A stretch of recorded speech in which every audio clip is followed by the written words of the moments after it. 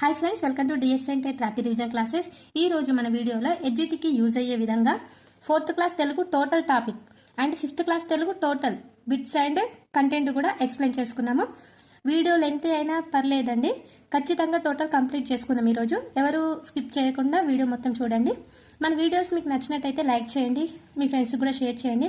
మన ఛానల్లో methodology classes all subject content కూడా ఎక్స్ప్లెయిన్ చేస్తున్నాను.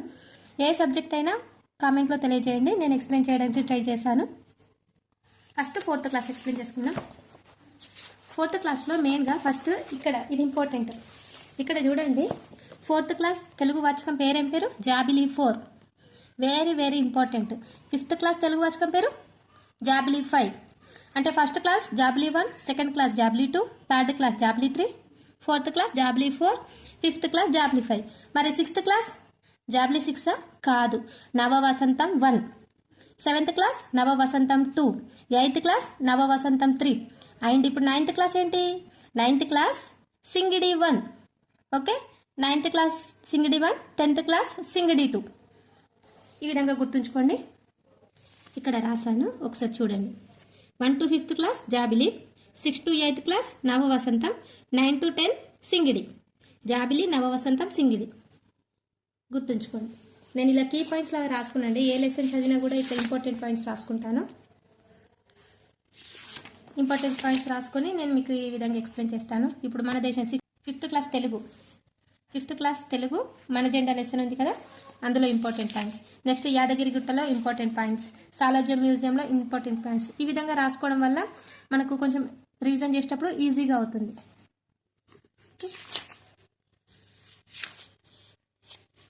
అర్థాలు కూడా ఇంపార్టెంట్, అన్ని చదవకుండా ఓన్లీ ఇంపార్టెంట్ రాసానండి. 6th క్లాస్ అట్లే అభినందన, స్నేహబంధం. మనం లెసన్లోకి వెళ్దాం. ఫస్ట్ ఇక్కడ స్టార్టింగ్ వందే మాతరం ఎవరు రచించారు? బంకిం చంద్ర చటర్జీ. జనగణమన రవీంద్రనాథ్ ఠాగూర్. ప్రతిజ్ఞ పైడిమర్రి వెంకట సుబ్బారావు. ఇది ప్రతిజ్ఞ అడిగారు ఎడ్జిటి, పైడిమర్రి వెంకట సుబ్బారావు. నెక్స్ట్ ఇక్కడ ఇండెక్స్. మనకు తెలుగు టెక్స్ట్ బుక్లో ప్రతిదీ ఇంపార్టెంట్ అండి. ఇక్కడ అట్ట పేజీతే క్వశ్చన్ ఇచ్చారంటే అట్ట పేజీది ఇచ్చారు, ప్రతిజ్ఞది కూడా ఇచ్చారు. కాబట్టి లైన్ టు లైన్ చదువుకుందాం. 4th క్లాస్ విషయ సూచిక ఇండెక్స్. ఫస్ట్ లెసన్ సంసిద్ధత పాఠాలు. ఇది సంసిద్ధత పాఠాలు ఎప్పటి వరకు చెప్పాలంటే జూన్ జూలై మాసంలో చెప్పాలి. వీటి ప్రక్రియ ఏంటంటే అభ్యాసాలు, ఇతివృత్తం చదవడం రాయడం ఇంపార్టెంట్. ఇతివృత్తం ఏంటిది? చదవడం రాయడం.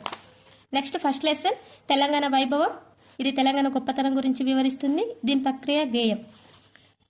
పిల్లలారా రారండి అనే గేయం పిల్లల ఆసక్తుల గురించి తెలియజేస్తుంది, అది గేయం. నేను లెసన్ ఎక్స్ప్లెయిన్ చేసేటప్పుడు ప్రక్రియ అండ్ ఇతివృత్తం ఖచ్చితంగా ఎక్స్ప్లెయిన్ చేస్తాను, వినండి. ఎలకవిందు అనే పాఠం ఏ ప్రక్రియ అని అడిగారు, మరి ఇతివృత్తం అడిగారు ఒకసారి టెట్లో. ఎలకవిందు భాషాభిరుచి, ప్రక్రియ గేయకథ. ఇందులో ఇంపార్టెంట్ ఏం లేదు, నేను ఇంపార్టెంట్ ఉన్న కాడ 1కి 2 సార్లు ఎక్స్ప్లెయిన్ చేస్తాను.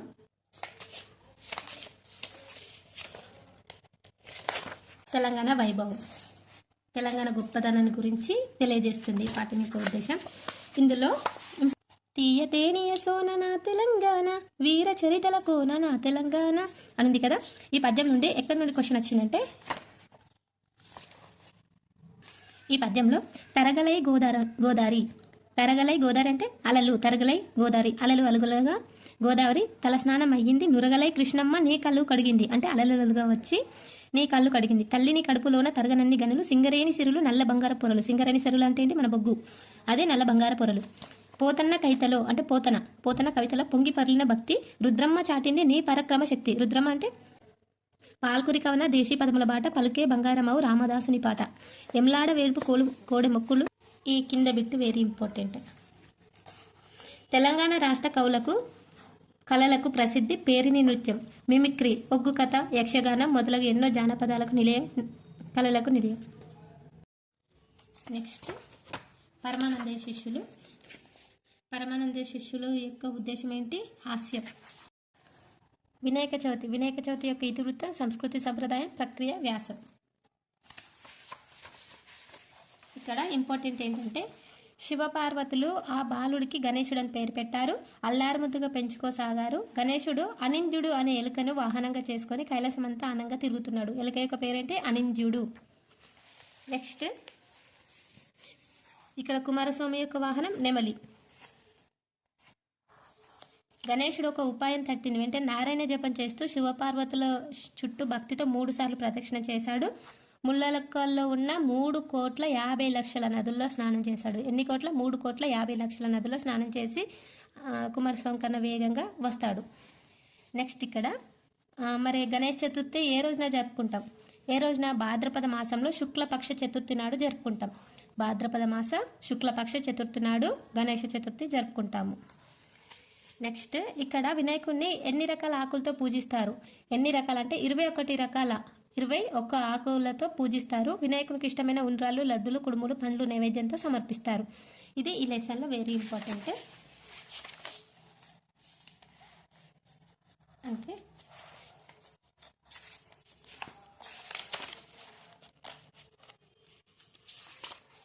నెక్స్ట్ ఇక్కడ రంజాన్. ఈ రంజాన్ నుండి చాలా ఇంపార్టెంట్ వచ్చిందండి. ఏంటో చూద్దాం. రంజాన్ పండుగ ముస్లిం జరుపుకునే పండుగలో రంజాన్ ఒకటి. ఈ పండుగను ఈద్ అని, ఈద్ ఉల్ ఫితర్ అని అంటారు. ఇది ఇంపార్టెంట్. నెక్స్ట్ ఈ పండుగ ఫస్లీ కాలం మాన ప్రకారం రంజాన్ నెల మొదటి రోజు నుండి ప్రారంభమవుతుంది.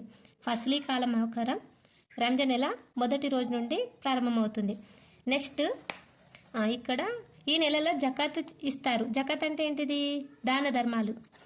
జకాత్ అనగా దాన ధర్మాలు. ఇంకొకటి ఇక్కడ తరావీహ్. తరావీహ్ అంటే ప్రత్యేక నమాజ్. తరావీహ్ అంటే ప్రత్యేక నమాజ్ చేస్తారు. నెక్స్ట్ వీళ్ళు ఖురాన్ అనే గ్రంథాన్ని చదువుతారు. రంజాన్ మాసంలో తెల్లవారుజామున 4 గంటలకి నిద్రలేస్తారు. లేచి కాలకృత్యాలు తీర్చుకొని సూర్యోదయం సుమారు 1:30 ముందే భోజనాలు చేస్తారు. ఉపవాసాలు ప్రారంభం కావడాన్ని ఏమంటారు? సహేరీ అంటాం. ఈ సహేరీ. నెక్స్ట్ తరావీహ్, జకాత్ వెరీ ఇంపార్టెంట్. జకాత్ అంటే దాన ధర్మాలు, తరావీహ్ అంటే నమాజు, ప్రత్యేక నమాజులు, సహేరీ అంటే ఉపవాసాన్ని ఉండడం, ఇఫ్తార్ అంటే ఉపవాసాన్ని విడవడాన్ని ఇఫ్తార్ అంటాం, ఉపవాసాన్ని ఉండడాన్ని సహేరీ అంటాం. గుర్తుంచుకోవాలి. అంతే ఇందులో ఇంపార్టెంట్. నెక్స్ట్ దేశమును ప్రేమించమన్నా. ఈ పాఠం దేశభక్తి. ఇతివృత్తం ఏంటి? దేశభక్తి గేయం ప్రక్రియ. రాసింది ఎవరు? గురజాడ అప్పారావు. దేశంను ప్రేమించమన్నా అనే గేయాన్ని రాసింది గురజాడ అప్పారావు. ఇంపార్టెంట్. నెక్స్ట్ కళారత్నాలు. ఇది చాలా చాలా ఇంపార్టెంట్. ఈ కళారత్నాలు ఈ పోయం నుండే బిట్స్ వచ్చాయి. ఏ విధంగా వచ్చాయో చూద్దాం. ఇక్కడ చూడండి.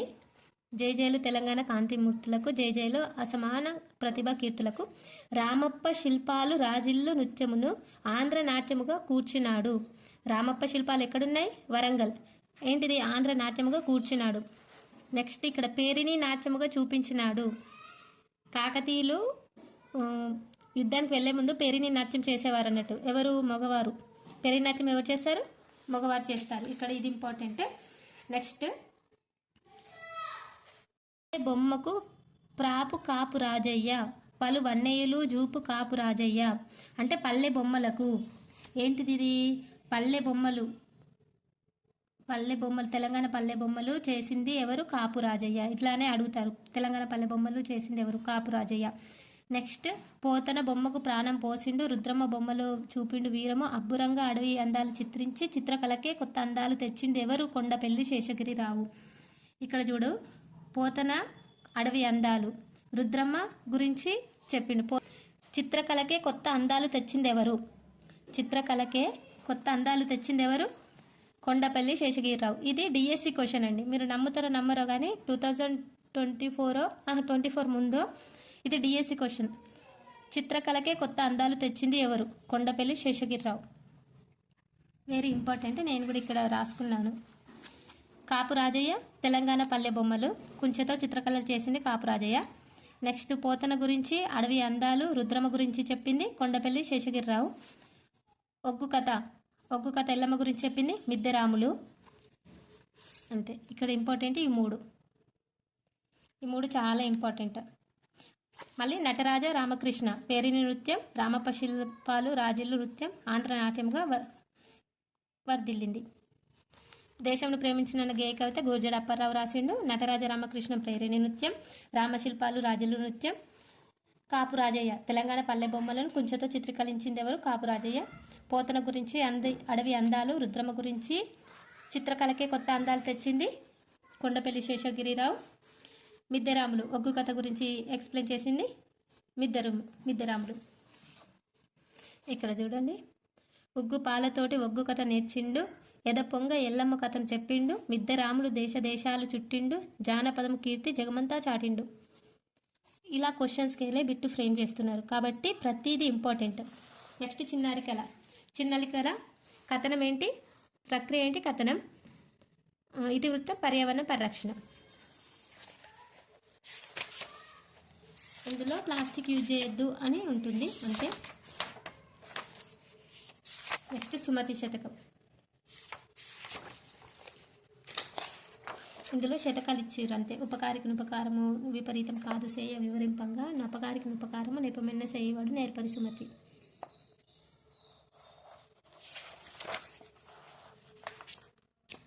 నేను గోదావరి, ఇది చాలా చాలా ఇంపార్టెంట్. ఇక్కడ నుండి బిట్స్ వచ్చేయండి. ఇందులో చూడండి నేను ఏ విధంగా చదివినా ఇంపార్టెంట్ కాంది, నేను ఇంత బాగా చదువుతానా. ఇందులో బిట్ ఏ విధంగా వచ్చారో ఒకసారి నేను అడుగుతాను మిమ్మల్ని. గోదావరి నది ఎక్కడి నుండి ఎక్కడికి పారుతుంది, ఏ ఏ జిల్లాలను దాటుకుంటూ వెళ్తుంది అనేది మన క్వశ్చన్. ఓకే, ఎవరికైనా ఆన్సర్ తెలిసి కామెంట్లో తెలియజేయండి. మళ్ళీ గోదావరి నది ఏడుగా చీలి సప్త గోదావరిగా ఎక్కడ కలుస్తుంది, రాయపట్నం వంతెన ఎక్కడుంది,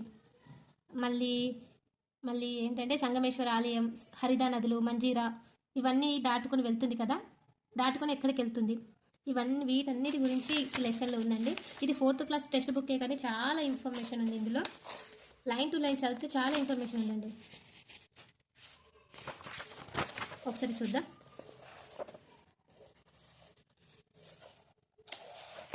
ఫస్ట్ ఇక్కడ నుండి గోదావరిని ఫస్ట్ ఏమని పిలుస్తారు, దక్షిణ గంగా. అందరూ నన్ను దక్షిణ గంగా అని పిలుస్తారు.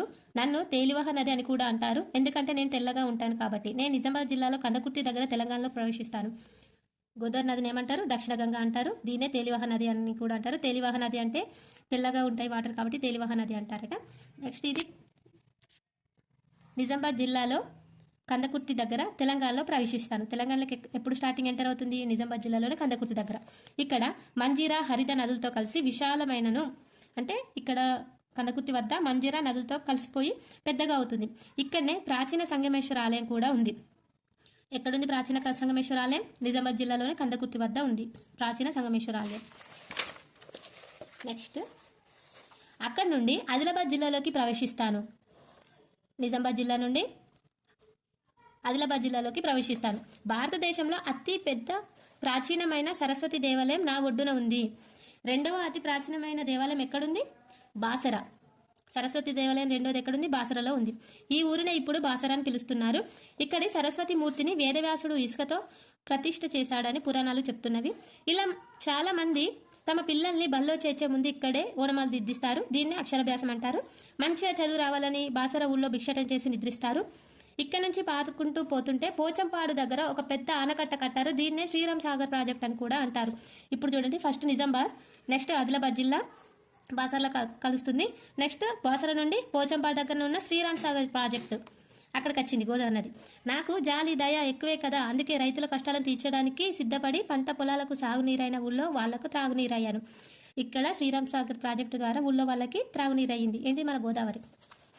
అక్కడి నుంచి మెల్లగా నిర్మల్ జిల్లా సరిహద్దులో గల బాదరకుర్తి వద్ద ఏడుగా చీలి సప్త గోదావరిగా జైత్యాల జిల్లాలోని ధర్మపురి దిక్కుగా ప్రవహిస్తున్నాను. ఇక్కడ చూడండి, సప్త గోదావరిగా ఏ జిల్లాలో ప్రవహిస్తుంది, సప్త గోదావరిగా జైత్యాల జిల్లాలోని ధర్మపురి దిక్కుగా ప్రవహిస్తున్నాను. ఫస్ట్ నిజామాబాద్, నెక్స్ట్ ఆదిలాబాద్లోని Basara, next Pochampadu Sriram Sagar project, after Nirmal జిల్లా, తర్వాత సప్తగిరిగా ధర్మపురి, జైత్యాల జిల్లాలోని ధర్మపురిలో దిక్కుగా ప్రవహిస్తుంది. నెక్స్ట్ ధర్మానికి ప్రసిద్ధి ధర్మపురి, అతి పురాతనమైన ఊరు, 2000 సంవత్సరాలుగా చరిత్ర కలిగిన ఊరు. ధర్మపురి మహిమ కలిగిన నరసింహస్వామి క్షేత్రం, అతి పురాతనమైన దేవాలయం. అక్కడ ఎవరుంటారు, నరసింహస్వామి. ఇది వేద పండితులకు, కవులకు, కళాకారులకు నిలయం. భూషణ వికాస శ్రీ ధర్మపుర నివాస దుష్ట సంహార దూరిత దూర అని నరసింహుని కీర్తిస్తూ శేషప్ప కవి నరసింహ శతకం రాసింది. మనం ఆల్రెడీ 6th క్లాస్ వీడియోలో చెప్పుకున్నాం పద్యాలు రాసేటప్పుడు. ఇవన్నీ ఏంటి, మకుటాలు. శ్రీ ధర్మపురి నివాస దృష్ట సంహార, నరసింహ దూరిత దూర, భూషణ వికాస ఇవన్నీ ఏంటి, మకుటాలు అని కీర్తిస్తూ నరసింహస్వామిని కొలిచేదెవరు, శేషప్ప కవి. నరసింహ శతకం రాసింది శేషప్ప కవి. ఇక్కడ 2 ఆలయాలు ఉన్నవి. మొదటి యోగ నరసింహస్వామి, రెండవది ఉగ్ర నరసింహస్వామి. ఇక్కడ ధరంపూర్లో 2 ఆలయాలు ఉంటాయట. ఒకటి యోగ నరసింహస్వామిది, ఇంకొకటి రెండవది ఉగ్ర నరసింహస్వామిది. యోగ నరసింహస్వామిదేమో పాత ఆలయం అట, రెండోది కొత్తదేమో ఉగ్ర నరసింహస్వామి. ఇక్కడ నేను రకరకాల గుండాల రూపంలో కనబడతాను. యమగుండం అని అంటే యమగుండంలో గోదావరి నది, బ్రహ్మగుండం అని, సత్యవతి గుండం అని, 3 చక్రగుండం అని మొదలగు పేర్లతో ఇక్కడికి వచ్చే భక్తులను భక్తితో పిలుచుకుంటారు. అంటే అక్కడ గుండాలు ఏమేమి ఉన్నాయి? యమగుండం, బ్రహ్మగుండం, సత్యవతి గుండం, చక్రగుండం. ఈ 4 గుండాలు ఎక్కడ? ధరంపూర్లో ఉన్నాయి. మొదలగు పేర్లతో ఇక్కడికి వచ్చే భక్తులు భక్తితో పిలుచుకుంటారు. అంటే గోదావరి నదిని ఈ విధంగా పిలుచుకుంటారు. ఇక్కడ ఇసుకతో చేసిన ఇసుక స్తంభం ఉన్నది. నా ఒడ్డున హనుమంతుడి గుడి, సంతోషిమాత, దత్తాత్రేయుడు, శ్రీరాముని గుళ్ళు కూడా ఉన్నాయి. సోమ బుధవారంలో ప్రత్యేకించి నన్ను పూజించి మొక్కులు తీర్చుకుంటారు. గంగ స్నానం, నరసయ్య దర్శనం, ధర్మపురి చూస్తే యమపురి ఉండదు అంటారు అన్నట్టు. ధర్మపురి చూస్తే యమపురి ఉండదు అన్నట్టు. యముని దగ్గర కోరు, ధర్మపురి చూస్తే మంచిగా బతుకుతారు అని అంతే అనే మాటలు గ్రామ ప్రసిద్ధి తెలియజేస్తుంది. ఇక్కడికి ధర్మపురి తర్వాత మరి ఎక్కడికి వెళ్ళింది గోదావరి నది? అక్కడ నుండి మెల్లగా నేను రాయపట్నం చేరుతాను. ధరంపూర్ నుండి రాయపట్నం చేరుతాను. ఇక్కడ నా మీద ఒక పెద్ద వంతెన కట్టారు. అది కరీంనగర్, ఆదిలాబాద్ జిల్లాలను కలుపుతూ. ఈ వంతెన దాటి ఆదిలాబాద్ జిల్లాలో 1 కిలోమీటర్ నడిస్తే గూడెంగుట్ట కనబడుతుంది. మీకు తెలుసా గూడెంగుట్ట? అక్కడ సత్యనారాయణ స్వామి వ్రతాలు చేసుకుంటారు ఆ గూడెంగుట్ట కాడ. దాని మీద సత్యనారాయణ స్వామి వెలిశాడు. తెలంగాణలో ఉన్న అతి ప్రాచీనమైన సత్యనారాయణ స్వామి గుడి ఇదే. ఇక్కడ ప్రతిరోజు సత్యనారాయణ స్వామి వ్రతాలు జరుగుతాయి. ఇక్కడే నాకు దక్షిణం వైపు ఒడ్డున కోటిలింగాలు ఉంది. ఇక్కడ చూడండి, సత్యనారాయణ వ్రతము ప్రతిరోజు జరుగుతాయండి గూడెంగుట్లో. మళ్ళీ నెక్స్ట్ దానికి సత్యనారాయణ వ్రతం జరుగుతాయి కదా గూడెంగుట్లో, దానికి దక్షిణం వైపు కోటిలింగాలు అనే గుడి ఉంది. కోటిలింగాలు ఏంటిది? శాతవాహనుల తొలి రాజధాని కోటిలింగాల. ఓకే, ఈ కోటిలింగాల గుడి ఎంత గొప్పదో మీకు ఎరికేనా? చెప్తా వినండి. కోటిలింగాలు భారతదేశాన్ని సగభాగం దాకా పరిపాలించి శాతవాహనుల తొలి రాజధాని. ఇక్కడ ఎంతోమంది బౌద్ధ భిక్షులు వచ్చేవాళ్ళు. ఇక్కడ క్రీస్తు శకం 1వ శతాబ్దంలో హాలుడనే రాజు, హాలుడు అంటే గుర్తొచ్చిందా? గాథా సప్తశతి రాసిండు. హాలుడనే రాజు 700 కథలతో గాథా సప్తశతి పేరు మీద ప్రాకృత భాషలో సంకలనం చేశాడు. హాలుడనే రాజు 1వ శతాబ్దంలో 700 కథలతో గాథా సప్తశతి ప్రాకృత భాషలో సంకలనం చేశాడు. పాత చరిత్రకారుడు మెగస్తనీస్ ఇండికా అనే గ్రంథంలో భారతదేశంలో తను చూసిన గొప్ప కోటగోడలు నగరంలో కోటిలింగాలు ఒకటని రాశాడు. ఇక్కడ చూడండి ఈ ఏరియాలో ఎన్ని బిట్లున్నాయో. హాలుడు గాథా సప్తశతిని ఏ భాషలో సంకలనం చేశాడు? ప్రాకృతం. హాలుడు రాసిన గ్రంథం పేరేంటి? గాథా సప్తశతి. ఇక్కడ మెగస్తనీస్ ఏ గ్రంథం రాశాడు? ఈ విధంగా. నెక్స్ట్, శాతవాహనుల రాజధాని ఏది? ఈ పేరాలనే చాలా బిట్స్ ఫేమ్ అయ్యాయి కదా. అందుకే text book is must and should, line to line information తెలుసుకోవాలి. నెక్స్ట్, నేను అందరికీ వెలుతురును కూడా ఇస్తాను. ఇదేమిటి? నీళ్లు వెలుతురుని ఇచ్చుడేమిటి అనుకుంటున్నారా? అవును, అచ్చంగా నిజం. నా ఒడ్డున ఎంత బొగ్గున్నదో తెలుసా? పట్టేంత బొగ్గు ఈ మట్టి పొరల్లో ఉంది. ఈ బొగ్గుతోనే విద్యుత్ తయారు చేస్తారు. ఇక్కడ నా పేరు మీద ఒక ఊరు కూడా వెలిసింది. దాని పేరు గోదావరి కని. ఇక్కడ తీసిన బొగ్గు పక్కనే ఉన్న రామగుండం ఎన్టీపీసీలోనే కాకుండా ఇంకా చాలా ప్రదేశాలకు తీసుకుపోయి విద్యుత్ ఉత్పత్తి చేస్తారు. ఎక్కడ? గోదావరి కనల్లో ఉత్పత్తి అయిన అంటే బొగ్గుని రామగుండం ఎన్టీపీసీలోనే కాకుండా ఇంకా చాలా ప్రదేశాలకు కూడా తీసుకుపోయి ఉత్పత్తి చేశారు. రామగుండంలో తయారయ్యే విద్యుత్ను దక్షిణ భారతదేశానికి అంతా వెలుతురును పంచుతుంది. ఇది ఇంపార్టెంట్. నెక్స్ట్, రామగుండం నుండి ఎక్కడికి వస్తుంది? ఇక్కడ నుండి చక్కగా మంత్రకూటం చేరుతాను. మంత్రకూటం అంటే ఏంటిది? మంతని యొక్క పాత పేరు మంత్రకూటం. దీన్ని ఇప్పుడు మంతని అని పిలుస్తున్నారు. గతంలో దీన్ని మంత్రపురి అనేవారు. ఇక్కడ నా ఒడ్డునే గౌతమేశ్వర ఆలయం ఉంది. అట్లనే మంతన్లో అతి ప్రాచీనమైన భిక్షేశ్వరుని గుడి, ఓంకారేశ్వర గుడి, శ్రీశైలేశ్వర సిద్ధేశ్వర ఆలయం, మహాలక్ష్మి గుడి ఉన్నవి. మంతని వేద పండితులకు నిలయం. ఇక్కడ ఎప్పుడు అన్నదానం జరుగుతుంటుంది. ప్రతిదీ ఇట్లనే. ఇక్కడ కరువు కాటకాలు రావని నమ్మకం. ఇంకో విషయం అన్నది, మంతని కొద్ది దూరంలో మొలసలను సంరక్షించే కేంద్రం ఉంది. ఇక్కడ చూడండి, ఓంకారేశ్వర ఆలయం, శ్రీశైలేశ్వర ఆలయం, మహాలక్ష్మి గుడి ఏ జిల్లాలో ఉంది అంటే మంతనిలో ఉంది. మళ్ళీ గౌతమేశ్వర ఆలయం కూడా ఉంది. మంతని పాత పేరేంటి? మంత్రపురి, మంత్రకూటం. నెక్స్ట్, ఇక్కడ మొసళ్ళను సంరక్షించే కేంద్రం కూడా ఉంది. ఎక్కడ? మంతనిలో. ఇక్కడ నుంచి కొంచెం ముందరికి పోయి చెన్నూరులో ఉత్తరం దిక్కు ప్రవహిస్తాను. ఇక్కడ మంతని నుండి ఎక్కడికి వెళ్తుంది? చెన్నూరుకి వెళ్తుంది. మంతని నుండి కొంచెం దూరం ఉత్తర దిక్కు ప్రవహిస్తాను. అందుకే నన్ను ఉత్తరవాహిని గోదావరి అని కూడా పిలుస్తారు.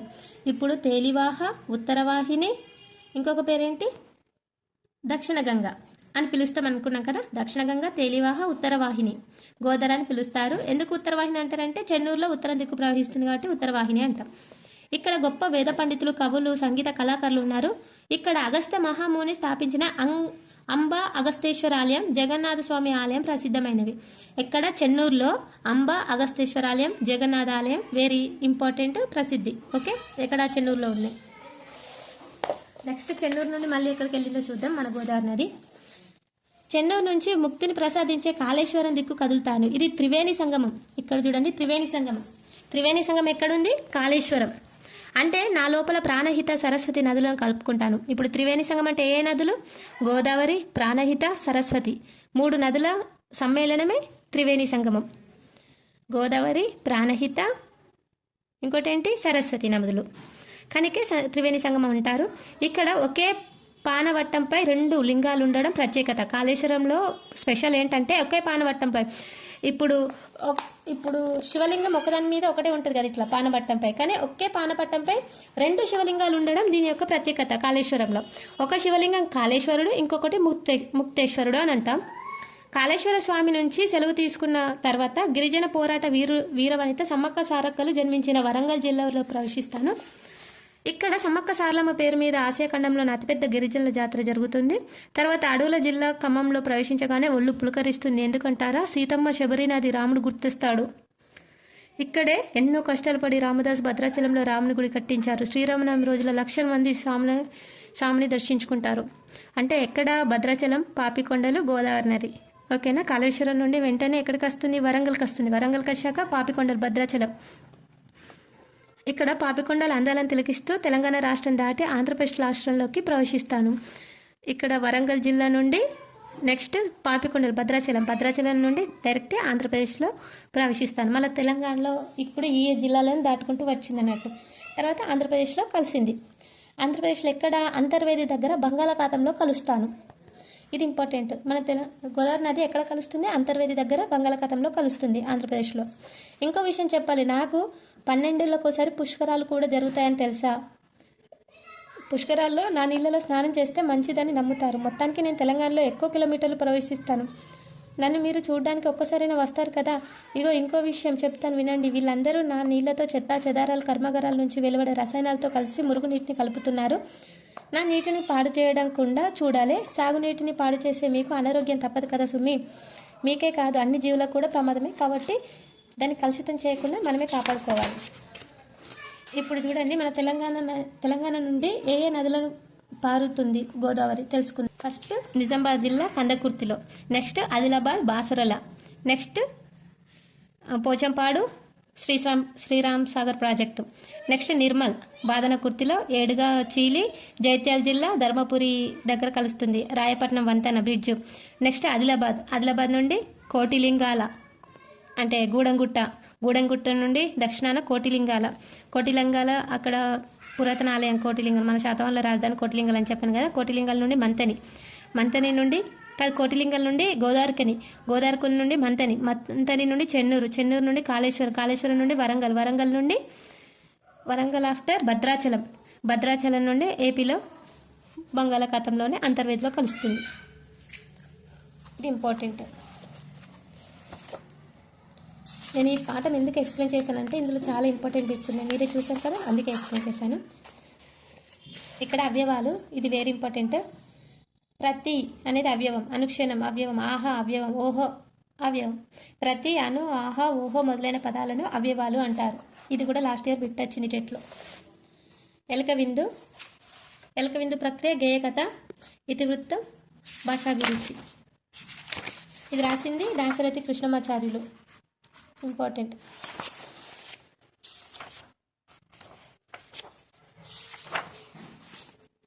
Next Pantasiri, very very important. Pantasiri అనే గేయం రాసింది ఎవరు? రావెల్ల వెంకట రామారావు. పంటసిరి అనే గేయం రాసింది రావెల్ల వెంకట రామారావు. నెక్స్ట్ బొమ్మగుర్రం లెసన్ నుండి ఏం ఇంపార్టెంట్ లేదు. ఇక్కడ వెరీ వెరీ ఇంపార్టెంట్. ఇదేం లెసన్ అంటే మాటల ప్రయాణం. మాటల ప్రయాణంలో ఇక్కడ వెరీ ఇంపార్టెంట్ బిట్ ఉందండి. ఇక్కడ పిన్ కోడ్లో ఇప్పుడు 6 డిజిట్స్ ఉంటాయి కదా, అది 6 డిజిట్స్ దేన్ని తెలియజేస్తుంది? పిన్ అంటే postal index number. Postal index number. ఈ 6 అంకెల సంఖ్యలో ఎడమ నుండి కుడివైపు ఇటు నుండి ఇక్కడికి అన్నట్టు, ఎడమ నుండి కుడివైపు వెళ్తే కుడివైపుకి మొదటి అంకె రాష్ట్రాన్ని 5 ఉంది కదా, ఇది 5 అనేది రాష్ట్రాన్ని తెలియజేస్తుంది. 2, 3 అంకెలు జిల్లాని తెలియజేస్తుంది. ఫస్ట్ది అంకె రాష్ట్రాన్ని, 2, 3 అంకెలు జిల్లాని తెలియజేస్తుంది. ఈ లాస్ట్ 3 అంకెలు తపాలా కార్యాలయాన్ని సూచిస్తుంది. ఫస్ట్ అంకె రాష్ట్రాన్ని, ఈ తర్వాత 2, 3 అంకెలు జిల్లాని, తర్వాత ఈ 3 అంకెలు తపాలా కార్యాలయాన్ని సూచిస్తాయి. పిన్ కోడ్ ఆధారంగా మన దగ్గరకు వచ్చిన ఉత్తరాలు ప్రాంతాల వారీగా విభజించి మూటలు కట్టి బస్సు రైళ్లలో ఆయా ప్రాంతాలకు పంపిస్తారు పోస్టల్ని. ఓకేనా, ఇది వెరీ ఇంపార్టెంట్. ఆల్రెడీ బిట్ వచ్చిందని అందుకే నేను ఎక్స్ప్లెయిన్ చేస్తున్నా. ఫస్ట్ సంఖ్య రాష్ట్రాన్ని, 2, 3 జిల్లాలని, తర్వాత 3 అంకెలు తపాలా కార్యాలయాన్ని. 4th క్లాసే అనుకుంటాం, కానీ ఎన్ని మంచి బిట్స్ ఉన్నాయో చూసారు కదా మీరే. మళ్ళీ ఇక్కడ అర్థాలు. ఇందులో అర్థాలు అంగడి, సంత, అంచు, చివర, కొన, అతిథి, తిథి. అదను అంటే సమయం. నెక్స్ట్ అపకారము కీడు, అమితం ఎక్కువ, అలికిడి చప్పుడు, అర్హత తగిన, అవధులు హద్దులు, అవని భూమి, అవక్కయ్యాడు ఆశ్చర్యపోయాడు, ఆకృతి ఆకారం, ఆత్రం అంటే తొందరపడి. నెక్స్ట్ ఇనుపగజ్జల తల్లి అంటే దరిద్ర దేవత, ఇరవు స్థానము తగిన, ఇసురోమని బలహీనతతో. నెక్స్ట్ ఎన్నక లెక్కించక, ఒసంగు ఇచ్చు, కలిమి సంపద, కవనము కవిత్వం. కవనం ఇంపార్టెంట్. కవనం కవిత్వం, పాండిత్యం. కేన్వాస్ అంటే తెలుసా? చిత్రకారుడు చిత్రం గీయడానికి వస్త్రం బిగించిన చిత్రాన్ని కేన్వాస్ అంటారు. కైత కవిత, కొరత వెలితి కొదువ, కోన అడవి, ఖడ్గం కత్తి, గజము ఏనుగు, గణము గుంపు. గని బిలం. గని ఇంపార్టెంట్. గని అంటే తెలుసా మీకు? గని బిలం గొయ్యి. గగ్గెర మోకాళ్ళ కింది వరకు ఉండే చిన్న లంగా. గాగ్ర అంటాం కదా, దాని గగ్గెర. గోల లొల్లి. గ్రావము కొండంత పెద్దరాయి. ఘనత గొప్పతనం. గనుడు గొప్పవాడు. చెలిమి స్నేహం సోపతి. ఎవరైనా మీకు బోర్ కొడితే ఇది కొంచెం స్పీడ్ 1.5x అలా పెట్టుకొని వినండి, కానీ ఇంపార్టెంట్. వినడం అయితే వినండి. జీను గుర్రం వీపు మీద కూర్చోవడానికి వేసేది, దాన్ని జీను అంటారు. జీవం ప్రాణం. తనయుడు కుమారుడు. తథ్యం ఇంపార్టెంట్. నిజం. తరగని తగ్గిపోని. తరగలు అలలు. తరుణం సమయం అవకాశం. తలుకు మెరుపు. తుద చివర. తెప్పలుగా ఎక్కువగా వేగముగా. తెరవు అంటే దారి జోలి పద్ధతి. తొలికారు తొలికలం. త్రివేణి సంగమం అంటే ఏంటిది? 3 నదులు కలిసే ప్రదేశం. ఆ 3 నదులు ఏంటి? గోదావరి, ప్రాణహిత, సరస్వతి. దిక్కు దిశ వైపు. దీప్తి ప్రకాశం. ధీము ధైర్యం. దూత రాయబారి ప్రతినిధి. ఇప్పుడు చూడండి, నందనుడు అంటే ఎవరు చెప్పండి? నందనుడు కుమారుడు కొడుకు. నలుగు పిండి స్నానానికి ఉపయోగించే పిండి. నాదాలు శబ్దాలు ధ్వనులు. నింగి ఆకాశం. నిక్కము నిజము. నిగ్రహించు ఓపికతో ఉండి సహనం. నిమజ్జనం అనుపుట స్నానం మునుగుట.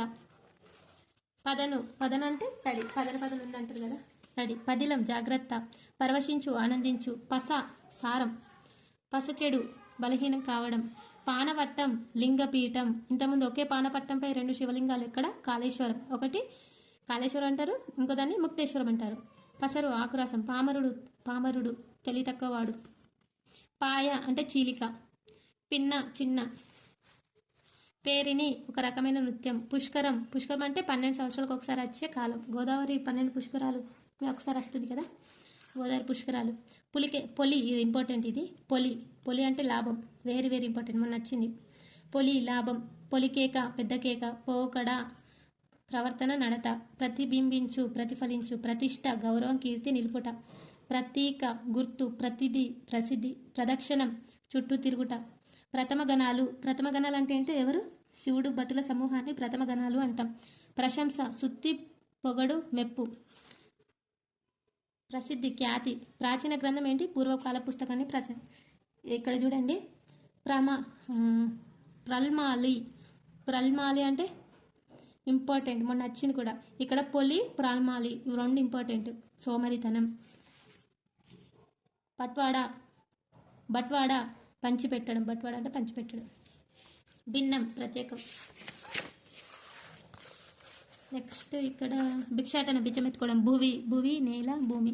భూమిషులు. మహి అంటే భూమి. రౌతు అంటే గుర్రపు సారి చేసేవాడిని రౌతు అంటారు. నెక్స్ట్ ఇక్కడ విజ్ఞాలు అడ్డు అవంతాలు. సంచాయిక ఇవి మొన్న నచ్చింది. సంచాయిక ఇది టెట్టుబిట్టు. సంచాయిక అంటే పొదుపు. వేగపడు తొందరపడు. వేదిక రంగస్థలం. సొన కాదు సౌరు. సొన అంటే సన్నవాన, సౌరు అంటే అందము. క్షేత్రం పొలం భూమి. ఈ వీడియో మీకు నచ్చినట్టయితే లైక్ చేయండి. 5th క్లాస్ తెలుగు కూడా ఎక్స్ప్లెయిన్ చేస్తాను. ఇది చాలా లెంత్ అయింది కాబట్టి నెక్స్ట్ వీడియోలో ఎక్స్ప్లెయిన్ చేస్తాను. Please support and subscribe. Thank you.